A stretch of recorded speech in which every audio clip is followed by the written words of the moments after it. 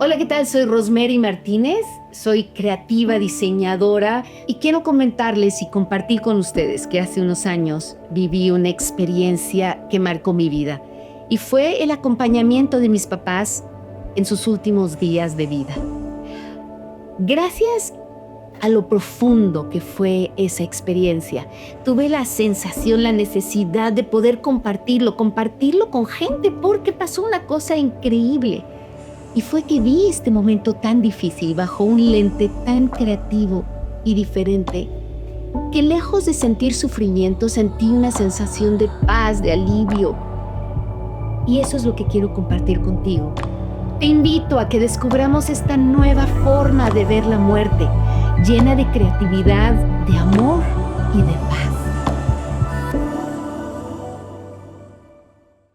Hola a todos, soy Rosemary Martínez y esto es Morir es Vivir. Y el día de hoy, bueno, tenemos a un invitado que no se lo van a acabar. O sea, a ver, es un invitado que ha muerto y revivido un montón de veces. ¿Y quién más hace eso que un actor? Y un actor, no solo un actor, un actorazo.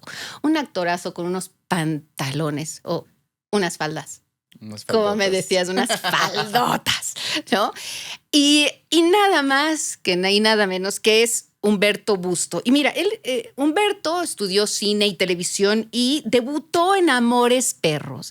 Y yo creo que la mitad de las películas que has hecho tienen títulos de algo de la muerte, ¿no? Es el morir en domingo, el de tenemos que morir todas las noches. Ha estado en El Chapo. Yo últimamente cada vez que enciendo una serie o veo una película, ahí estás en todo.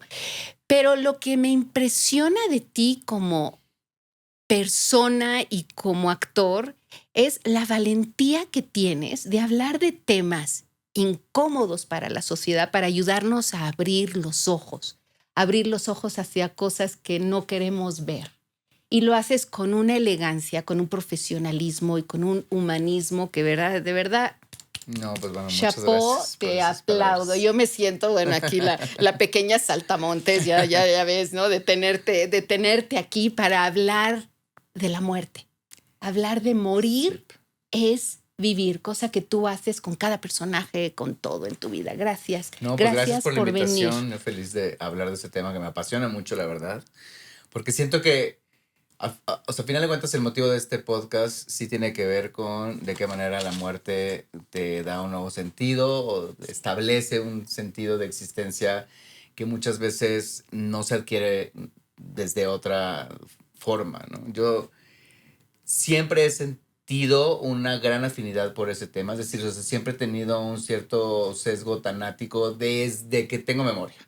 Y la tengo desde muchas cosas. Yo recuerdo, por ejemplo, ayer que estaba pensando en venir al programa, ¿no? Estas como anécdotas o cosas que tuvieran que ver con la muerte y me acabó sorprendiendo la cantidad de cosas que de verdad desde niño me han suscitado interés.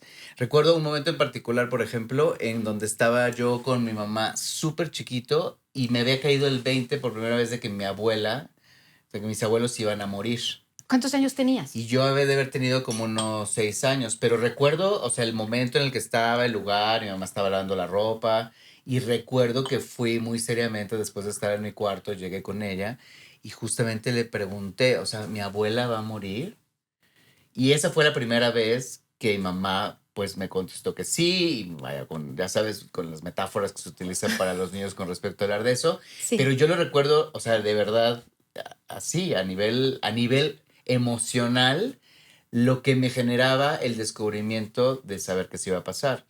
Ahora, como persona queer que nació en los 80s, que vivió su infancia en los 80s, con la adolescencia, pues evidentemente el tema del VIH fue un tema que nos marcó y que marcó sobre todo con la falta de información y el estigma y muchas otras cosas a las generaciones como las de mis papás.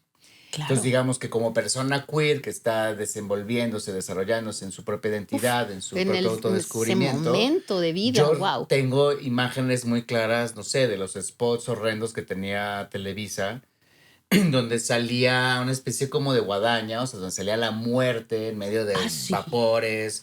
Creo Sí, que era yo no me Lucía acuerdo. Méndez, o no me acuerdo, eran como varios artistas que hablaban sobre el peligro de tener VIH porque era sinónimo de muerte inevitable. De una manera sumamente irresponsable, me parece, porque yo recuerdo como niño adolescente estar viendo eso en televisión e inmediatamente adjudicar que mi existencia como persona queer iba a estar marcada por morir. Wow, esa es asociación Entonces, digamos que desde... esa asociación Oye, desde ¿cuándo te pequeño, diste? pues ¿Cuándo sí está, descubriste que eras queer? ¿Cuándo pues desde que descubriste? nací. Así. O sea, no Sí, tuviste que salir de queer. ningún closet. ¿Ya, Digo, ya además que en ese saliste? entonces no existía la palabra queer, ¿no? O sea, en Ajá. ese entonces incluso en esas épocas era hasta un insulto. Sí. Ahorita con la reapropiación política del término, como ha sido con muchos temas, digamos que ya hay un posicionamiento político existencial de mi parte. Pero vaya, siempre fue. Ahora, lo que pasa es que pues yo me llevaron a vivir a Puebla, sobre todo a finales de primaria, secundaria y la prepa, en un colegio sumamente religioso que No. evidentemente complicó muchísimo la posibilidad de, De poder. de la aceptación y de justamente de la vinculación del ser gay con la posibilidad de vivir. O sea, sí, cuando lo digo en serio. O sea, sí marcó muchísimo.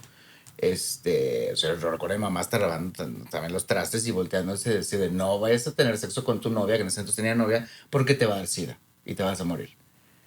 Y son cosas que hasta la fecha que te quedan marcan y aquí. que lo he platicado con otras, ¿no? O sea, vaya, digamos, es un tema que como persona queer, sobre todo viniendo de esas generaciones, ahora ya es distinto, sí te marca y te marca en tu manera de relacionarte con el Claro, mundo, por en tu supuesto. estancia en él, en tu forma de vincularte amorosamente. Entonces, siempre he estado, pues sí, con esta idea de que la muerte es tu aliada, porque pues Es que, no puede, o sea, si la ves como tu enemiga, evidentemente no, no bueno, puedes avanzar. claro. Y sufrí la muerte ya, digamos, acabando la secundaria y la prepa, de mi mejor amiga. O sea, mi mejor amiga que ¿Cuántos años había, tenías? pues esto fue justo por la época, yo creo que de Amores Perros. O sea, yo tenía como 20 años, 20 y tantos, no recuerdo exacto, pero por ahí, por esa edad. Y justo mi mejor amiga, la persona inclusive que hasta emocionalmente, dentro de ese universo anti-gay, religioso, caduco de una escuela como la que yo iba, pues era mi aliada, ¿no? Era como una chica además inteligentísima, modelo, bellísima, nicaragüense, ¿no? Que era, pues sí, mi hermana, la primera persona más importante en mi vida fuera de mi núcleo familiar. Y bueno, acabó estando en un estado de coma durante varios días, tuvo un problema y se murió. Entonces, digamos que sí, esos tres hechos, digamos, esa conexión con la muerte, a mí, cuando yo entré a estudiar actuación, sí era algo que tenía muy presente. O sea, por eso te digo que no es casualidad de repente estar también invitado en este podcast, porque siempre he creído, desde muy temprana edad, que es la mejor forma que tienes para abrir los ojos.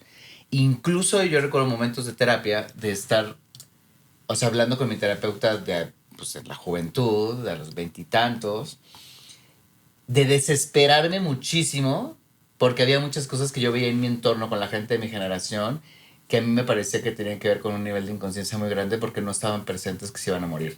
Y me acuerdo que lo trabajaba en terapia, o sea, como una especie de coraje que me daba. Dices, El pero nos como el vamos a decir, a ver, morir. ¿Cómo o se sea, vamos a como ¿no? Como el morirnos? estar descubriendo todas esas cosas que te trae, el estar desde ¿no? Desde muy temprana edad cercano a ese tema.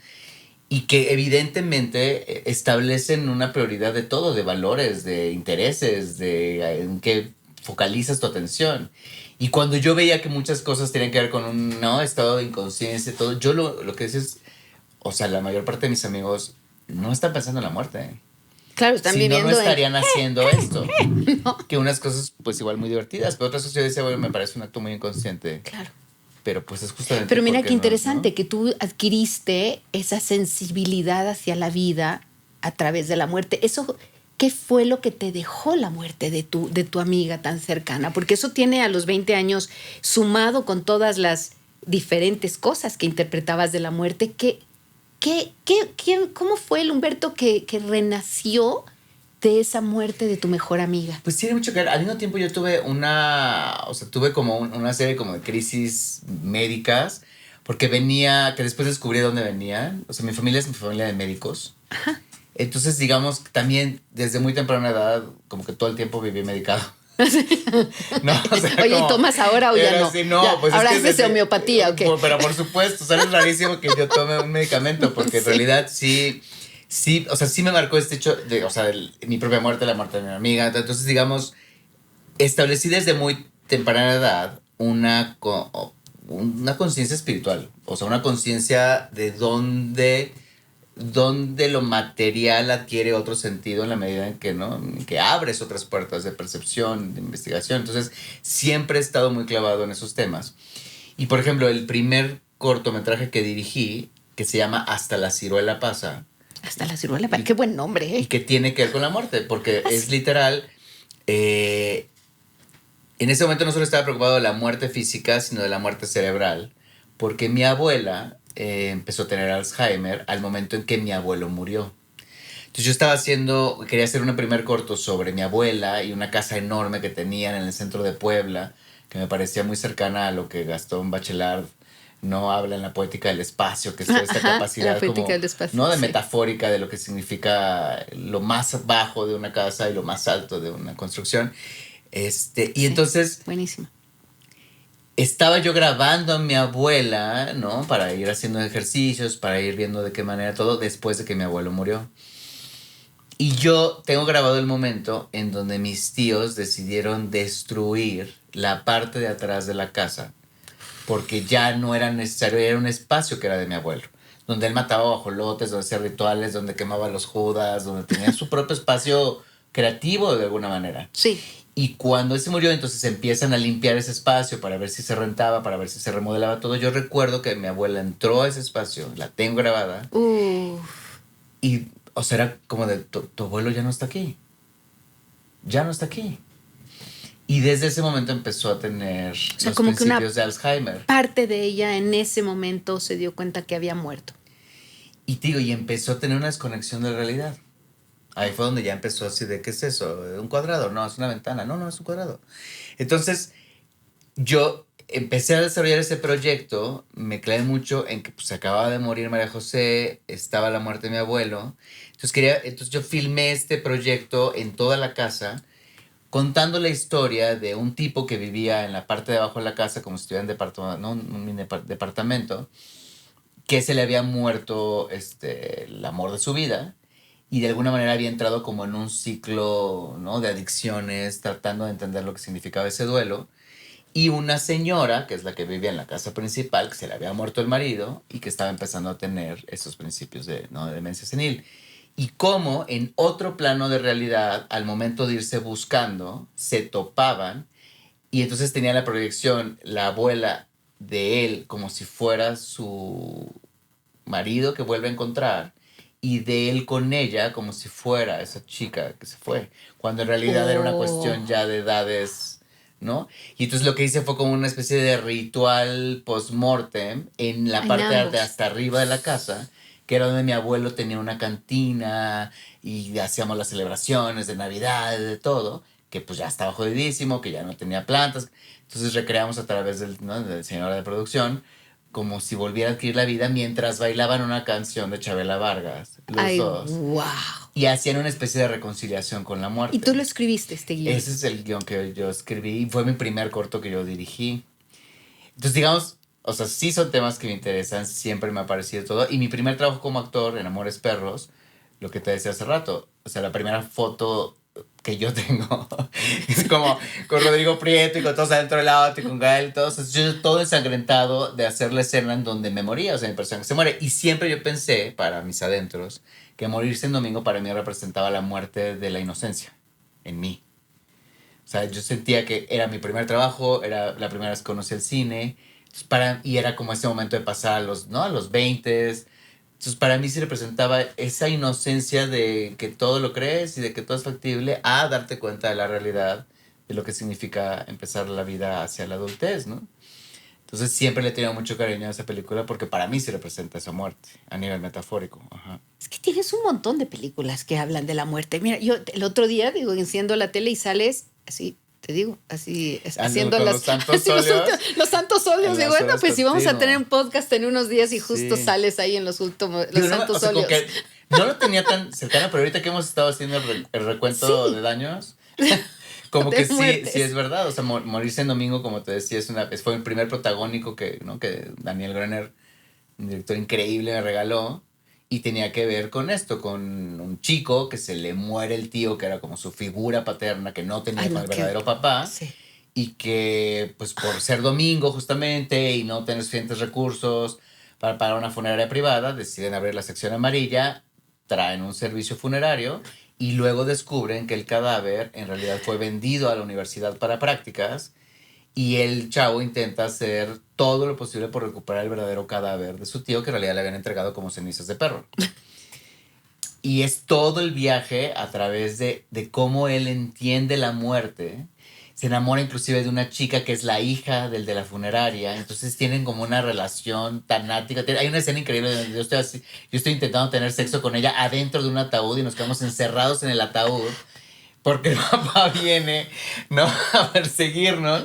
Entonces, o sea, literal, o sea, yo tengo fotos inclusive hasta de promoción donde estoy con Maya Zapata, que era la actriz, adentro de unos ataúdes así. Oye, pero ¿no? tenía que haber sido una talla así, king size, ¿no? O sea, un poquito matrimonial, sí. ¿no? Pero entonces, digamos, o sea, sí, esa película, por ejemplo, y me acuerdo de las escenas en donde tenía el cadáver de mi tío cuando ya lo logró recuperar. Hay una escena que me acuerdo que me costaba mucho, o sea, que yo se la dediqué a mi abuelo justamente cuando yo tengo el cadáver en tío y hay una escena donde estoy pues llorando y hablando con el cadáver y yo pensaba en mi abuelo muchísimo de pues lo que había significado y todo lo que estaba pasando alrededor, ¿no? Con mi abuela, que esa película fue un poco antes de que yo hiciera ese corto.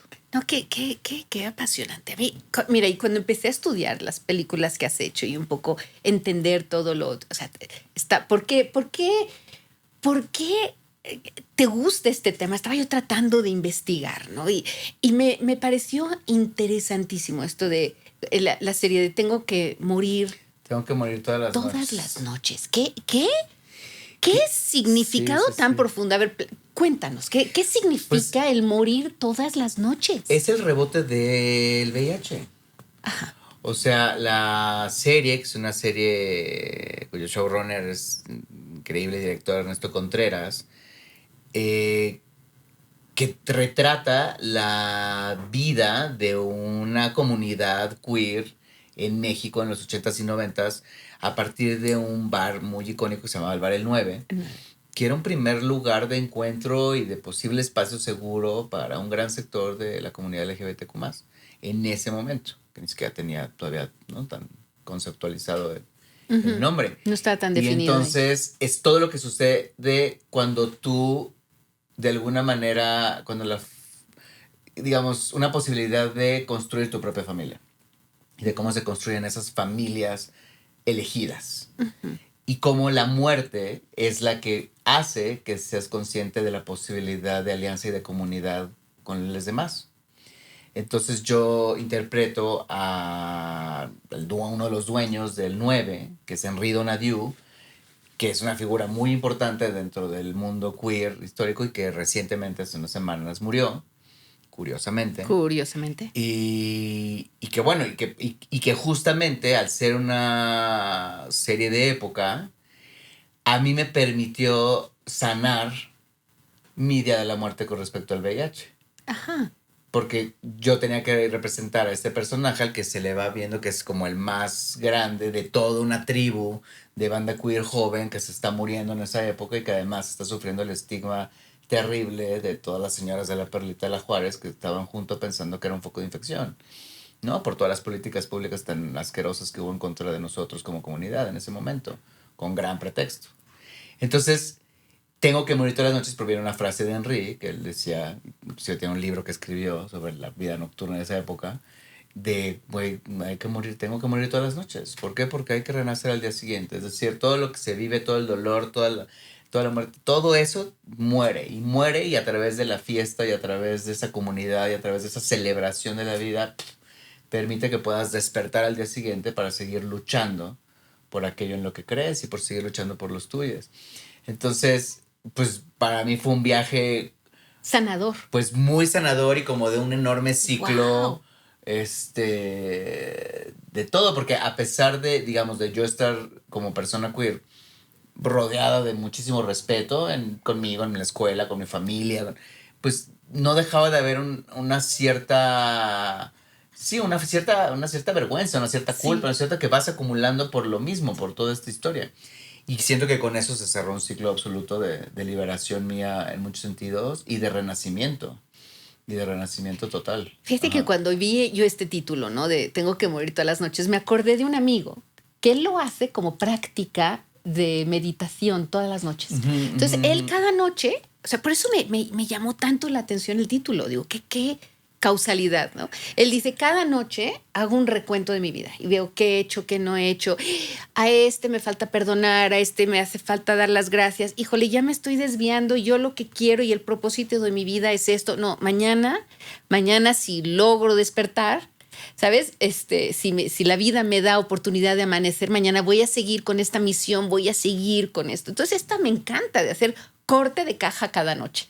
Sí, que ahora a mí me da una cosa ahí medio Ah, cuando como que se simplifica un poco esta idea de como me voy a morir, entonces voy a ser buena persona, un poquito, ¿sabes?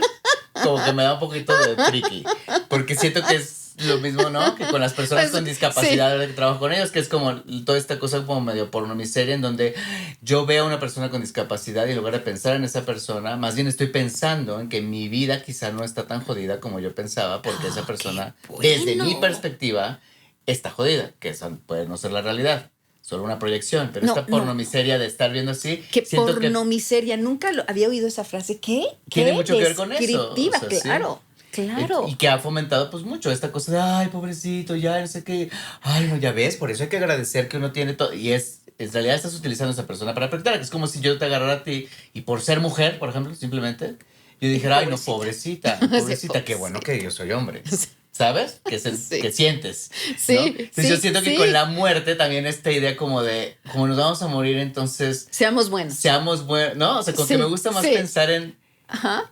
que a partir de ahí existe la posibilidad, o sea, de ver el tamaño del universo, que además es real. O sea, Pero de por entender a supuesto. nivel cuántico, o sea, cómo esto que parece material no lo es, de cómo trascender en esta vida, Y de cómo esto, las acciones no adquieren sentido. esto que estás diciendo ahora es lo que sientes y rediseñas de tu vida después de haber muerto tantas veces en todos tus episodios, en ser un actor que muere. Esto es, esto es lo que deja en tu vida esto. Pues sí, a mí metafóricamente siempre me gusta pensar, o sea, justo que los personajes como que hay unos que me cuestan más trabajo, hay unos que dices, como los muertos, que dices, bueno, este sí ya, Ese ya se entiérrenlo, murió.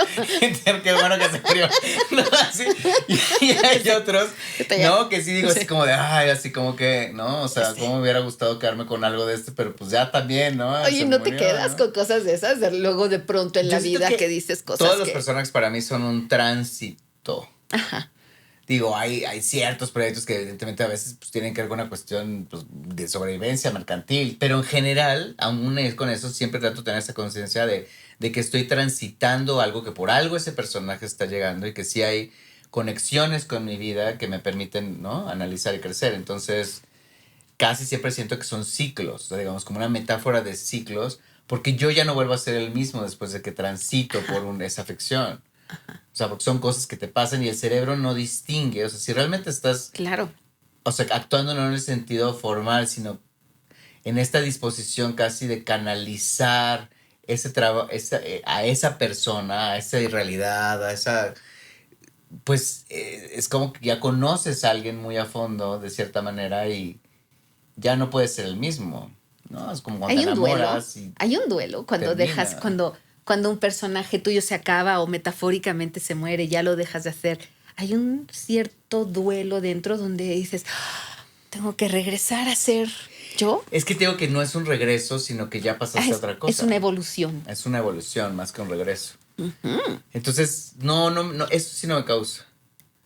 Si el proyecto está, o sea, tengo que morir todas las noches, por ejemplo, el último, o sea, el último día llamado, en donde sí vi desmantelarse el 9 y, o sea, sí era un duelo de eso. Y digo, hay un momento muy lindo en el último capítulo en donde Henry Donadieu, o sea, como que hay varios invitados reales del 9 a estar dentro del público mientras yo, como Henry, de alguna manera, estoy dando un discurso sobre los que estuvieron vivos, los que ya no y los que vendrán. y estoy viendo los ojos a Henry en una toma, ¿no? Y ves también a Henry, y ese momento, por ejemplo, y después ver desmantelado todo, y todo así, si era como, ay, como que quisiera vivir en el 9, ¿no? Como mucho más tiempo, no, yo tengo que ir a otra cosa, pero a veces, sobre todo cuando son cosas así muy entrañables o muy significativas. Sino en general, más bien, sí soy muy, yo no sé si es mi luna en acuario, o sea, pero tengo como esta cosa de, me aburro muy fácilmente cuando me quedo en un solo espacio o en una sola, o sea, si ya me siento repitiendo algo o que ya se está alargando de más, yo mismo empiezo a sentir incomodidad de que justo, de que muera eso Vamos a y renacer. a O sea, ver, renazcamos en otra un cosa. Y sí, resignificado. eso como que sí me gusta mucho hacer eso. Sí. Oye, y en el papel que haces en el Chapo, un papelón que te echas en el Chapo, Gracias. ¿qué significa para ti la muerte ahí? Ay, pero es que esa serie está atravesada desafortunadamente, por la muerte en todos sentidos. En todos Y es lados. nuestro país. Es decir, cuando me toca estar en proyectos o sea, que tienen un pie en lo político, en lo social, o sea, como lo que también mencionábamos de Los años heridos que acabo de hacer, que es basado en un libro sobre la guerra sucia en México y todo lo que Ujú. sucedió, ¿no? Y de qué manera, por ejemplo, ahí es un personaje que, que el abuelo fue un militar muy importante y entonces toda la familia conserva esta idea de que es el gran militar, cuando en realidad era uno de los más cabrones asesinos de esa época y cómo a partir de la sobrina que empieza a descubrir la verdadera identidad del abuelo, mi personaje, que es el hijo, intenta detener a que no se manche la memoria después de la muerte de él y se conserve eso. Y evidentemente es inevitable porque pues la mierda sale por todos lados. Y en El Chapo pues es eso. O sea, yo nunca había querido hacer series sobre narcos justamente por la manera tan impune en que se mostraba la muerte. O sea, a mí me siento que en un país tan violento tener, o sea, manifestar artísticamente cuestiones violentas por entretenimiento y sacar dinero de ello me parece horrible. Me parece un acto de responsabilidad muy grande, por lo menos lo que yo para mí considero. Entonces, a mí esa serie me invitó Silvana Aguirre, que es una mujer inteligentísima, escritora, guionista, documentalista, que llevaba mucho tiempo trabajando en una investigación mucho más profunda de lo que significaba. Y entonces lo que me propuso fue que la línea dramática de todas las 3 temporadas de esa serie fuera de, ok, el Chapo lo conocemos, el Chapo sabemos su historia de cierta manera. Lo que no sabemos es el otro eje espejo que está generando que el país se vaya enredando en toda esa historia. Y entonces yo recuerdo todas las palabras claves de Silvana, que era cómo generamos todo este arco dramático para que al final Don Sol obtenga lo que quiere y veamos que es a costa de matar lo que más ama en la vida. Que eso es lo que acaba haciendo Don Sol. O sea, acaba matándose a sí mismo, su posibilidad de amor. O sea, la única persona con la que tuvo un lazo humano decide sacrificarla, decide matarlo, con tal de llegar al poder. Y a mí eso es Wow. lo que me parece más fuerte de la serie y lo que a mí me motivó a hacerla, porque si es que aquí hay algo importante que decir, o sea, ¿vale la pena? O sea, ¿vale la pena llegar a la silla presidencial sabiendo que has matado a lo que más amas? ¿Que te has matado a ti? ¿No? Y eso o sea, me parece que es el gran statement a nivel, digamos, sí, como metafísico, emocional, que está por debajo Es que es de Don una... Sol, y era el que me mantenía como todo el tiempo trabajando. O sea, pero además fue un año completo de estar haciendo las 3 temporadas juntos en otro país.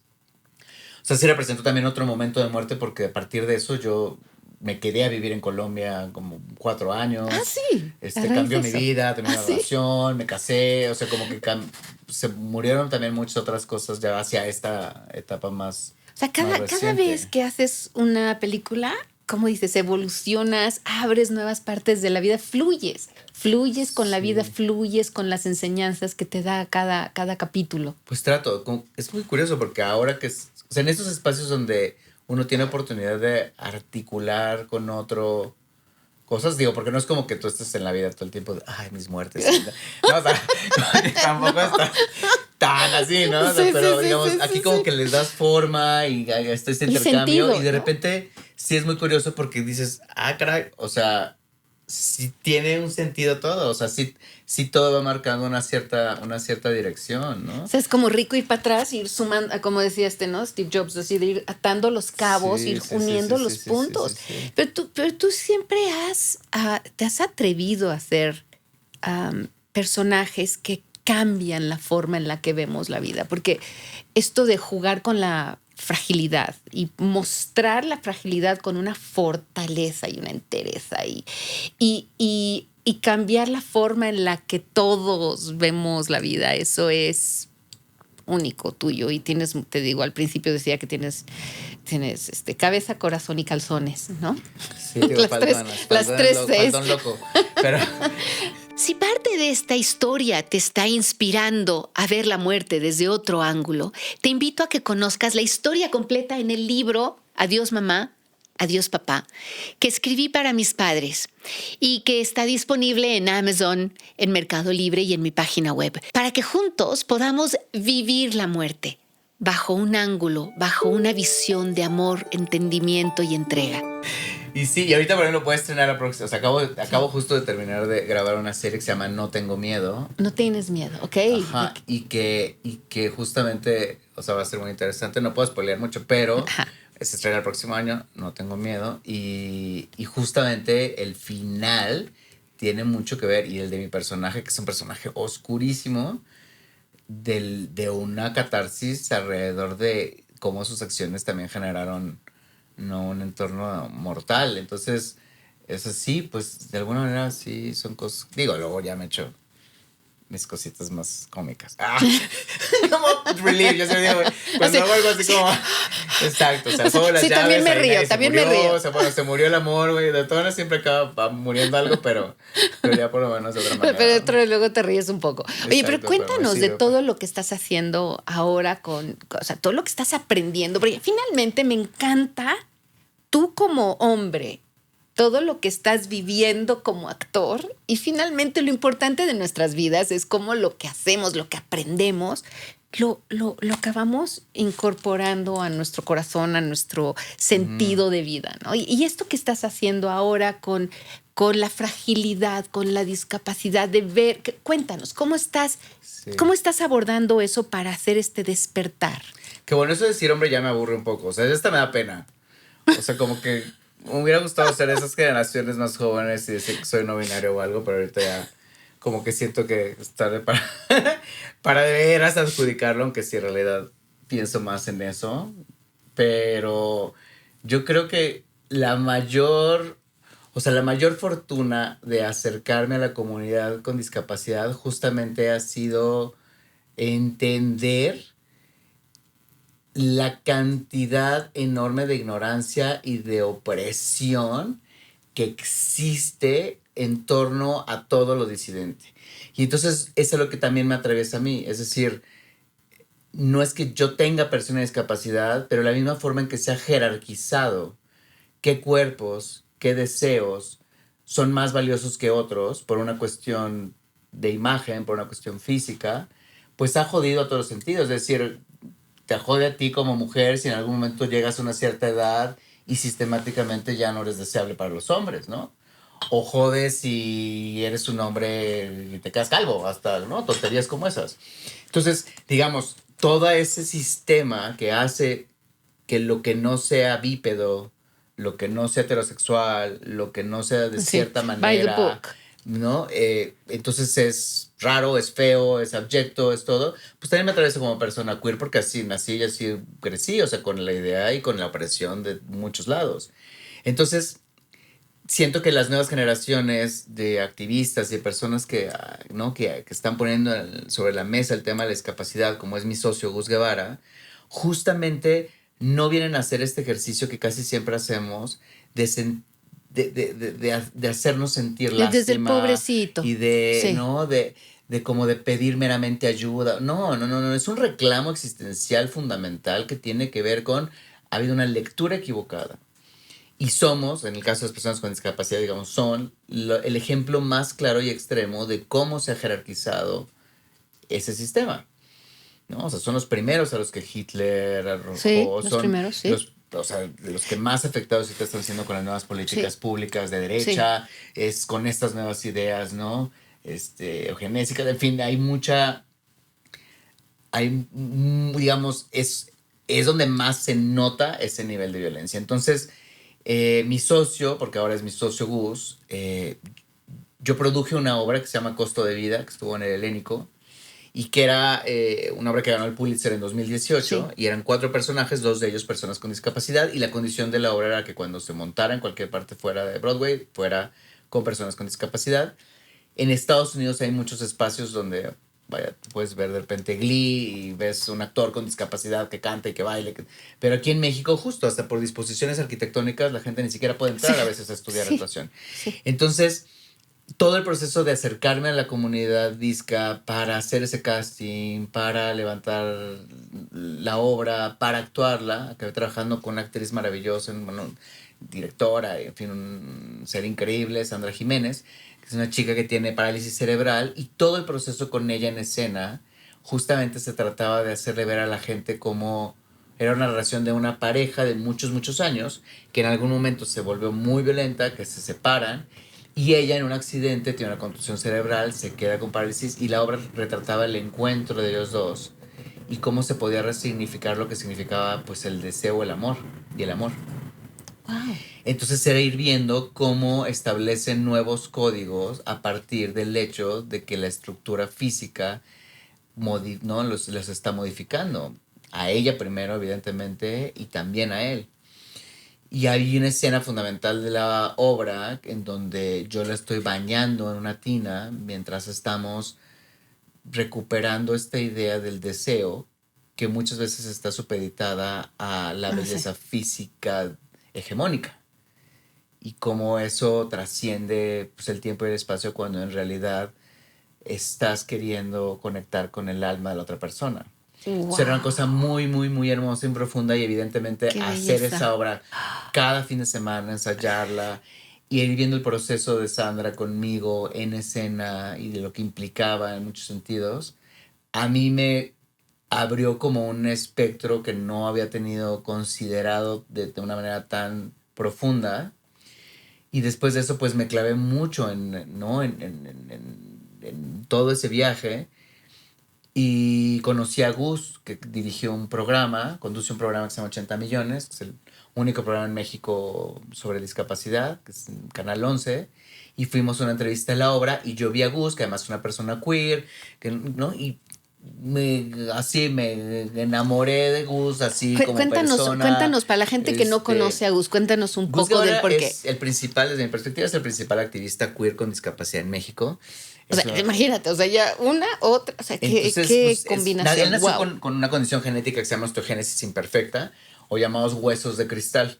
Son huesos más porosos que el resto y por lo tanto, pues hasta una cierta edad tuvo muchísimas fracturas, operaciones, su silla de ruedas y es el principal activista, los principales activistas sobre los derechos sexuales y reproductivos de las personas con discapacidad y de las personas LGBTQ más también, o cuando Wow. se juntan ambos temas. Wow. Entonces, digamos, es esta generación que está totalmente consciente de la interseccionalidad de opresiones, ¿no? Si eres mujer, pero no tienes una discapacidad, hay unas ciertas características de violencia que se ejercen sobre ti.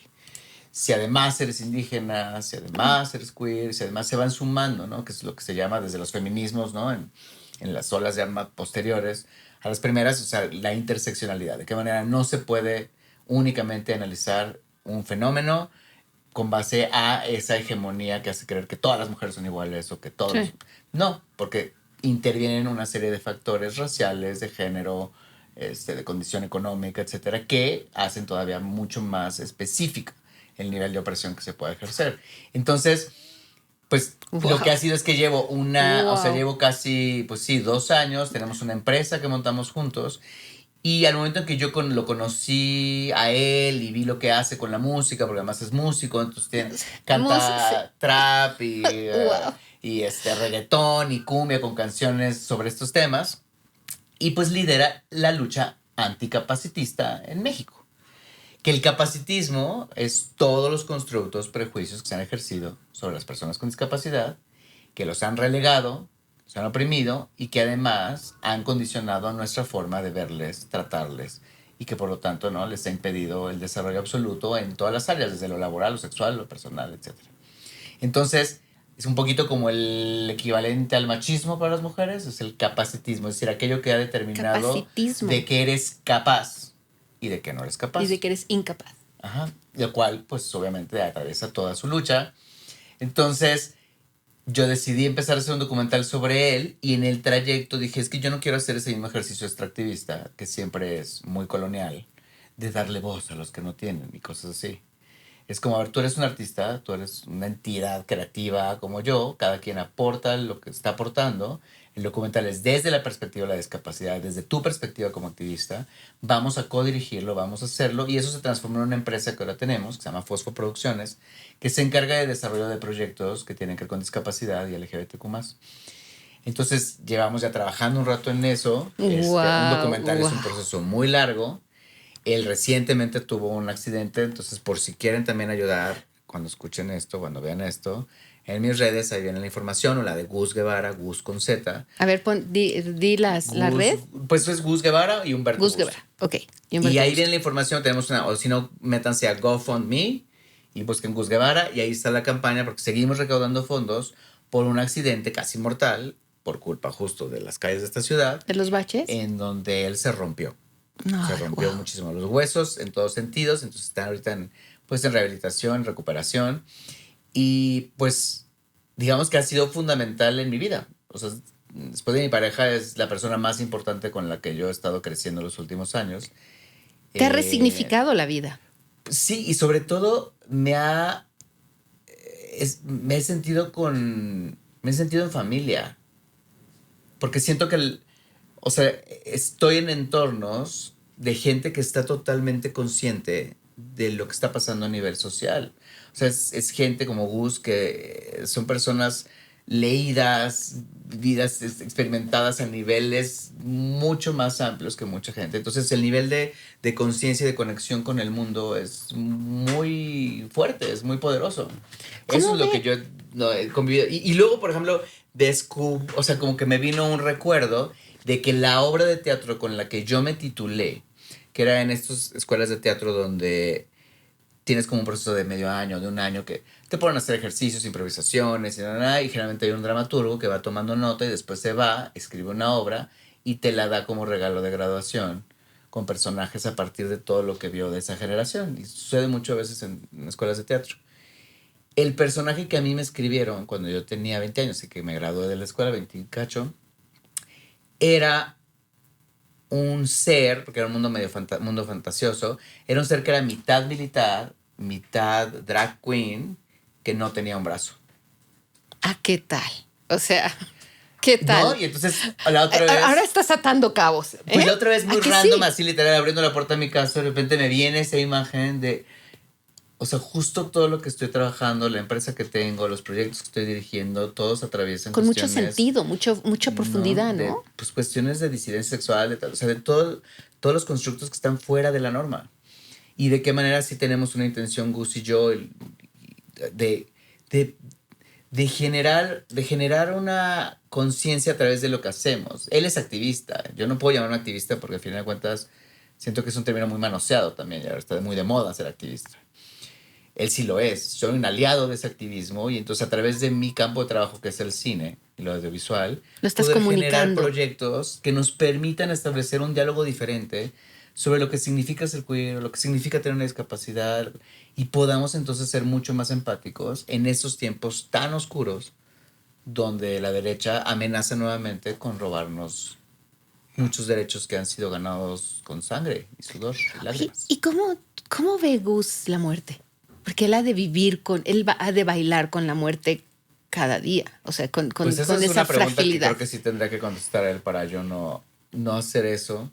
Pero lo que sí hemos platicado es, o sea, sí existe una conciencia de cómo el cuerpo pues está vinculado a los años de vida. O sea, de qué manera una condición física determinada establece también no más o menos el límite de lo que puedes seguir en esta existencia. Y es algo de lo cual pues estás consciente también. Yo la primera, de las primeras cosas que recuerdo fue, me dijo, el día que yo me pegue en la cabeza me muero porque tengo huesos de cristal. Y apenas que fue su accidente y que se pegó en la cabeza y todo, pues yo no podía dejar de pensar en eso. ¿En eso que te dijo? En eso. Y creo que, o sea, creo que eso es en general lo que me une con, pues sigo siendo una persona disidente y me gusta estar en general. ¿Por qué? Porque siento que el puente que se puede establecer, por ejemplo, aquí o en espacios que no son 100% queer o 100% disca, pues genera una posibilidad de diálogo, que eso es lo que buscamos. Porque no se trata, ¿sabes? O sea, de segregar, se trata justamente, o por lo menos es mi objetivo como artista, como creador, de generar entornos donde podamos, como imagen que me gusta mucho, o sea, que cualquier película, cualquier cosa sea como una caricia al alma, o que sea como algo que a lo mejor no alcanza a entender con profundidad, no, pero que por lo menos te haga... El despertar.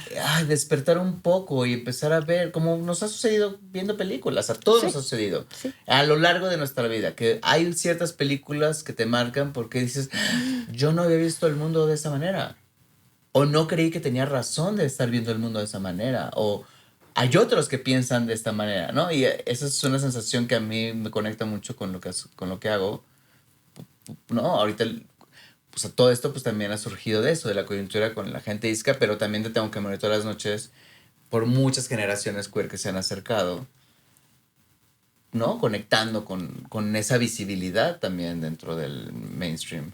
Tú igual dices que no eres activista, pero eres activo en tu misión, en tu... Soy activista, me gusta esa palabra. Artivista. Artivista. Esto. Me parece como eres más, artivista. más adecuado. Sí, eres artivista y estás creando tu futuro, tu presente, estás dejando huella cada vez que entras al escenario, en todo lo que dices, y eres muy coherente. Eres muy coherente en lo que dices y haces, y ahora que te conozco aquí en persona, eres sumamente coherente y eso vale muchísimo. ¿Cómo te gustaría, Humberto, que te recordaran? Ay, pues esa pregunta, ¿no? Siempre uno Sí. se la hace. Bueno, Ajá, no sé así si como todos, dijeron, pero bueno, ay, Humberto, ¿no? Ay, todo, ¿qué querrías? O sea, sí soy muy, o sea, sí tengo como eje motor muchísimo lo creativo, o sea, no puedo desapegarlo de mi vida. No, No, o sea, claro. así dejar de actuar, estar dirigiendo, y si no estoy dirigiendo, pues a lo mejor acabo pintando. O sea, en realidad como que no me ha preocupado y cada vez menos que tenga que ser un solo oficio. O sea, siento que hay muchas posibilidades creativas y eso es lo que me gusta. Y me gusta generar cosas que no hayan existido antes. Eso es como lo que me gusta. Y ¿Te en gusta ese sentido, así como, a pues ver, te voy a hacer sentir y pensar sí, o en sea, como que a mí esto? me encantaría así, siendo muy concretos, o sea, lograr aportar a la cinematografía del mundo audiovisual de mi país y del mundo una visión mucho más amplia sobre la diversidad, que yo no logro alcanzar a ver. O sea, siempre es una lucha encontrar espacios donde podamos ser dueños de nuestras narrativas, donde se puedan producir en una gran escala. Y digo, como todo es político, pues conforme se muevan las cosas en los siguientes años, pues a lo mejor va un retroceso en lugar de un avance con respecto a la representación, a la inclusión. Entonces, como que ahorita en este momento tan políticamente oscuro que sí percibimos, creo que, o sea, me gustaría ser recordado a partir de todos los proyectos que pude producir y hacer con gente disque, con gente queer, con gente diversa. Eso me encantaría. O sea, que eso fuera como de lo que se recordara, como de, bueno, por lo menos aportar algo antes de morir que haga que otros también... Que otros vivan. No, o sea, que crean, otras vivan, que y me gustaría recuerden. cada vez tener más esa posibilidad. Pues ya lo estás creativa. haciendo, estás completamente No, pues, en ese camino. Bravo, bravo. Te falta. ¿Y estás listo? ¿Y estás Pero listo sí. para morirte? Ay, pues no sé, me ha pasado por etapas. Sí. Como que me pasó, yo creo que como cuando tenía veintitantos, con todas estas cosas y así. Me acuerdo que en un momento me encontré a Chema Yaspic en una fiesta que me llevo muy bien con él y que es de otra generación. Y yo estaba súper seguro ese día y me acuerdo muy perfecto porque hasta él me dijo así como... que sí le dije como, creo que, o sea, pues creo que ya hice todo, creo que ya no sé qué. O sea, yo estaba como muy convencido O sea, yo ya. de que pues ya, o sea, como que, ¿no? Y era por esta sensación de cuando cierras un ciclo muy grande. Sí. Y de alguna manera, por ejemplo, María José, el día que se murió, yo me acuerdo que el último mail que me mandó antes de morir era de, güey, ya me vine a vivir a España, terminé mi relación, ya no sé en realidad si lo que quería hacer realmente lo tenía que hacer, o sea, siento que quiero ir a otro lado. Y se murió. Y ese es el último mail que yo tengo de María José. Wow. Entonces como que siento que sí, cuando uno cumple ciertos ciclos hay una sensación como de, bueno, pues si me muero ahorita, o sea, por lo menos sientes que algo, ¿no? Que estás en un estadio, pero pues la vida no es así. Entonces yo creo que la vida luego te agarra más de sorpresa y yo lo único que espero es como no morir angustiado. O sea, en cualquier circunstancia lo que sea, pero que sea una posibilidad de ese último microsegundo, o sea, como que sea una explosión así, ¡puf! ¿No? Así cósmica, así abundante pero relajada, o sea, como expresiva, como, ¿no? Como poderosa, no con angustia. O sea, eso es lo único que a mí me encantaría que no sucediera. Espero que sea así. Sí, pues ya. Porque pues te digo, esto es un misterio, no sabemos. Oye, ¿y hablas de la muerte con tus papás? De la muerte de ellos, o sea, de cuando ellos se mueran o cuando, o sea, has hablado Es una con buena ellos pregunta. de que si ellos qué quieren hacer o no, o sea, es un diálogo que se lleva dentro de la casa, porque mira que te has muerto tú de veces, ¿no? Pues yo Entonces, salí de casa de mis papás a los 18, entonces digamos Ajá. que sí armé una dinámica propia que ha ido evolucionando con los años. Entonces, siempre me ha gustado ser el incómodo, sí. O sea, siempre, o sea, sí. O sea, siempre yo era de que aprendía cualquier cosa y llegaba con mis papás y los confrontaba con ese tema y se aprendía de física cuántica, llegaba y les contaba del universo y ta. Entonces, mis papás siempre han tenido que hacer un ejercicio como de liberación cognitiva, ¿no? De estar como, Sí. órale va. A ver, así. Órale va. Hoy viene Ahora con qué va a Humberto a salir, ahora tomarnos con qué va un a salir. café. Mejor que sea Ajá. té de tila. Y eso sí lo hemos platicado, es decir, sí hay una sensación, ¿no? Que ha sido así. Ahora que siento que estamos conscientes todos en la familia, como, pues si entras al territorio pues, de las siguientes décadas en donde la muerte de alguna manera, pues tarde o temprano va a venir. Yo lo que trato es justamente de que no se vuelva una cosa lastimera. De que, o sea, tratar de comunicar, porque lo mismo, o sea, mis papás ven este podcast y me escuchan también muchas cosas que a lo mejor no hablo con ellos y lo hacen a través de mis entrevistas o de estos espacios y me lo han dicho. Entonces, creo que es un buen momento en donde también trato de mandarles el mensaje de que no se trata ya de pensar, bueno, ya no queda de otra. Y entonces, pues lo que quede... ¿No? O sea, Sí, como esta sí. sensación lánguida de ya sabemos que va, entonces cada vez va a ser más triste o cada vez va a ser más decrepitud. ¿Cuántos cada vez va a años ser tienen? Así. Yo tengo 40. Ah, no, ellos. Ellos. Ellos pues están en los 70 por ahí. Ajá, o sea, jovenazos. Entonces, sí, según yo no. Y a ver si no la cagué.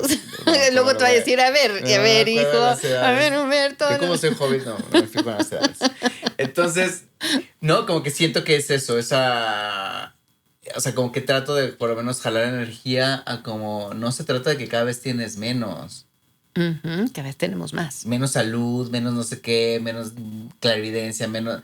No, güey, o sea, cada vez tienes más. O sea, mi mamá ahorita le acaban de operar de una catarata y tuvimos una plática muy interesante hace unas semanas de eso, de lo que significaba o lo puede significar una catarata y tiene que ver con esta idea de cuando crees que ya no hay nada más que ver, porque ya llegaste a una edad en donde...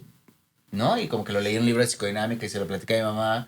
Y mi mamá estaba, pues sí, muy conmovida de, güey, no lo había visto esa perspectiva. O sea, estoy más preocupada por la operación física que por esa metáfora, ¿no? Que por lo que me podía significar volver a ver. Y ahora que literal me dices que veo con más luz, entonces trato como de dejarla de, pues sí, pues porque, güey, no es de que se está acabando. Al contrario, creo que yo quisiera pensar que entre más te acercas a eso, existe la posibilidad de que esto se potencie a nivel trascendental mucho más.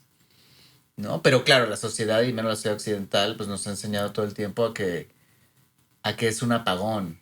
A que es un apagón. Y no que es un encendido total. Ajá, es un apagón al cuerpo y un encendido Ajá. a todo lo demás. Entonces, ¿no? Como que, digamos, por ahí.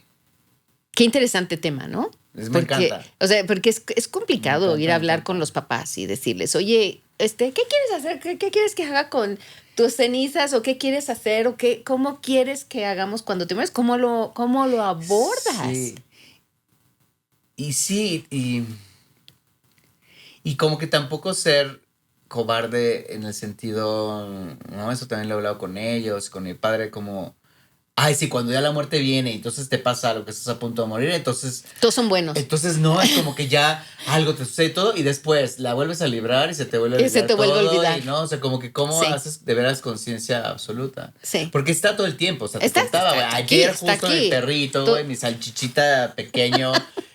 No sé cómo pasó que entró un pájaro a la casa y lo tragó y entonces la imagen, yo tengo a Tati esa abajo de la cama, él viéndome con una cara que nunca me había visto, con el pajarito muriendo, viéndome y yo así de como sin poder sacarlo y en lo que logré sacar a Tati de debajo de la cama, el pajarito ya estaba muerto y era como de, o sea, es que eso está...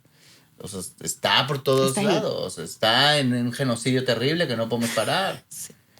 Y aquí. No, y es como, o sea, como que nos está pasando que no estamos, o sea, que estamos trastocando el sentido de la vida y de la muerte de una manera tan atroz. Una vez ves cuando dices, es que tengo la vida prestada, dices, bueno, ¿y quién me la está prestando? ¿No? ¿Quién es la que está prestando la vida? Entonces dice, bueno, la que te está prestando la vida es la muerte, ¿no? Sí. Porque la muerte sí está segura de ganar, o sea, va a ganar, sí, o sea, algún día. De mis pelis favoritas, sí que como cuando empecé a estudiar y todo, que siempre, o sea, el séptimo sello de Bergman, o sea, ¿no? Que no sé si lo has visto, pero que es este enfrentamiento de este caballero, ¿no? Ideal, frente a la muerte jugando ajedrez. Y yo ahora cuando la vi era como, güey, esta es de mis pelis favoritas ya. Ah, wow. Para siempre. Oye, ¿y tú que estás tan metido en hablando de las discapacidades? ¿Crees que la vejez es también otra discapacidad? Es que no atendida. Yo es que para ahí voy. Yo estoy en la juventud de la vejez. Nosotros olvidamos que la mayor parte vamos a tener por lo menos 8 años de discapacidad, si bien nos va. Sí. Es decir, eso es algo que también es un tema. Es un tema porque es así, mira. Porque parece que no, o sea, que nadie va a tener discapacidad. Y sí, tanto podemos ser todos, como porque cualquier accidente, cualquier cosa, como pasa muchas veces, pero a nivel de vejez sí. Y por eso también siento que toda la banda queer dice que todos también vamos teniendo una postura antiedadista muy clara. Y ese es como de los últimos temas que últimamente han rodado, que entonces estoy preparando un unipersonal. Ya me contarás. Sí, es un unipersonal antiedadista que estoy armando. Ay, me encanta. Me encanta. Bravo. Oye, sí. No tengo sombrero, pero haría así, chapeau. Bravo. Bravo por ser tú, bravo por ser valiente, bravo por decir lo que sientes, bravo por estar haciendo una vida tan llena de sentido. Y ese sentido, comunicarlo, compartirlo con el resto de los mortales. Y gracias por poner esa forma de ver la vida en el corazón y en la mente de tantos. ¿No? Y pues gracias por venir. Bueno, yo así hoy, así, estoy feliz. Totalmente desnuda delante de la gente. Eso. Bueno, pues este libro es el causante de que estemos aquí. Oye, estos papás míos que eran fantásticos, locos, maravillosos. Y sentí que yo soy diseñadora, pero sentía en cada célula que tenía que compartir su historia. Y el hecho de que esté esto aquí, todas las personas en el podcast, es para que todos pudiéramos abrirnos al diálogo de la muerte como una forma de entender la vida. Así que aquí lo tengo. Esto ya es para ti. Pues ya está autografiado con las 2 maripositas. Muchas gracias. Y con todo. Y gracias por venir. Sí. Y felicidades. Pues esto es para ti. Muchas gracias. Gracias. Y bueno, pues esto fue Morir es Vivir. Gracias por haber estado y los espero en el siguiente episodio.